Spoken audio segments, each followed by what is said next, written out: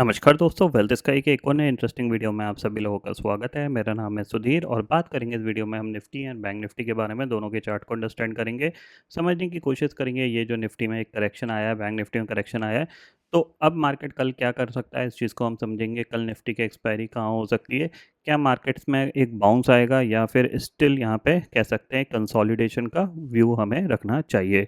तो जल्दी से इस वीडियो को स्टार्ट करते हैं और समझते हैं कि मार्केट का क्या व्यू रह सकता है। तो सबसे पहले हम देखो, करेंटली अगर आप मेजर इंडेक्सेस में जाते हो यहाँ पे, तो आज हमारे मार्केट की छुट्टी है। कल देखते हैं यूएस मार्केट में जो कल का सेशन था वो कह सकते हैं एक हैवी फॉल के बाद एक कंसोलिडेशन का था।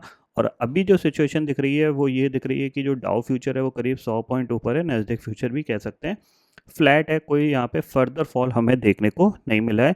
तो इसका मतलब क्या है, अब हमारे पास हमारे मार्केट में दो अपॉर्चुनिटी बनेंगी, एक है कंसोलिडेशन वाली और एक है यहाँ पे रिवर्सल वाली। तो इसको हम अंडरस्टैंड करेंगे। सबसे पहले हम देखते हैं यहाँ पे निफ्टी के चार्ट को।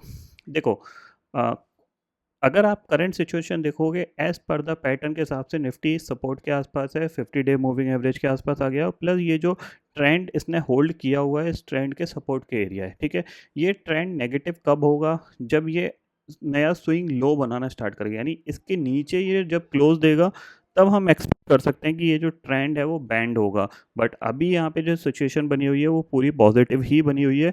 निफ्टी ने अभी भी अपने पैटर्न को इनवैलिड नहीं किया है। जो इसका हायर लो हायर हाई का जो फॉर्मेशन है वो अभी भी बना हुआ है, जैसे आप यहाँ से देख सकते हो। फिर इसने यहाँ पे ये पूरा हाई बनाया, फिर एक रिवर्सल आया, फिर हाई बनाया और फिर अभी ये आपको करेक्शन देखने को मिला है। अगर यहाँ पे इसने होल्ड किया तो फिर आपको एक दो दिन में एक स्ट्रॉन्ग बाइंग ऊपर की तरफ देखने को मिल सकती है। अगर ग्लोबल मार्केट में कोई फर्दर फॉल नहीं देखने को मिला तो यहाँ से एक बाउंस आ सकता है। हो सकता है ये बाउंस कल ही देखने को मिल जाए या फिर हो सकता है आपको मंडे या फ्राइडे के ट्रेडिंग सेशन में हमें देखने को मिल सकता है। ठीक है, शॉर्टर टाइम फ्रेम में अगर हम चलें तो शॉर्टर टाइम फ्रेम में अगर आप देखोगे तो जाहिर सी बात है यहाँ पे एक गैप फिलिंग पेंडिंग है, क्योंकि यहाँ से एक गैप इसने क्रिएट किया था। ऑलमोस्ट कह सकते हैं एक लो बना है, लो के बाद रिवर्सल आता हुआ हमें दिखाई दिया है। तो जाहिर सी बात है हम क्या एक्सपेक्ट करेंगे, हम एक्सपेक्ट करेंगे यहाँ से थोड़ी सी बाइंग।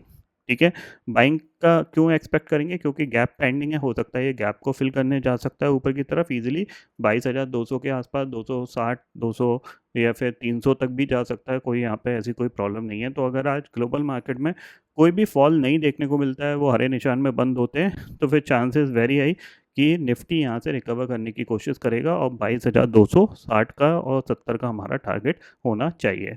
तो सिंपल ही चीज़ है, अगर ये कल के लो के आसपास मिलता है, यानी 22,100 22,080 के आसपास मिलता है, तो यहाँ पे हम क्या करेंगे, बाय करने की कोशिश करेंगे। पहला टारगेट हमारे पास होना चाहिए 22,214 का, और जैसे ही ये टारगेट निकलेगा तो ऊपर जो टारगेट मिलेगा वो मिलेगा हमें 22,260 का। ठीक है, तो कल का हमारा व्यू थोड़ा सा पॉजिटिव टू कंसोलिडेशन है, नेगेटिव नहीं है फिलहाल, क्योंकि जो क्लोजिंग है वो ठीक ठाक है, ऐसी कोई ख़राब क्लोजिंग नहीं है, ये डे लो पे नहीं है क्लोजिंग। बट कह सकते हैं ग्लोबल मार्केट स्टेबल हुआ है तो हम भी थोड़ा सा रिकवर करने की कोशिश करेंगे। तो निफ्टी के अंदर ये व्यू होना चाहिए कि कल का जो बेसिकली ट्रेडिंग सेशन था उसके लो का स्टॉप लॉस लेके एक बार बाय बनता है। टारगेट ज़्यादा नहीं, 22,260 तक का हमें मिल सकता है।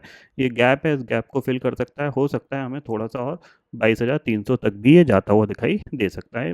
ये पॉइंट आपको ध्यान में रखना है। ठीक है, अगर लो के नीचे अगर ये चला जाएगा तो फिर ये सारी एनालिसिस इनवैलिड हो जाएगी। जब तक ये लो के नीचे नहीं जाता तब तक हमारे लिए ये थोड़ा सा पॉजिटिव है। ठीक है, बैंक निफ्टी की बात करें तो बैंक निफ्टी भी सेम अगर हम देखें तो यहाँ पे ऑलरेडी एक कंसोलिडेशन के बाद ऑलमोस्ट हाई पे जाके बंद होने की कोशिश करी थी, तो यहाँ पे भी एक गैप पेंडिंग है। तो कहीं ना कहीं ये 47 800 900 के जोन में जाता हुआ दिखाई दे सकता है।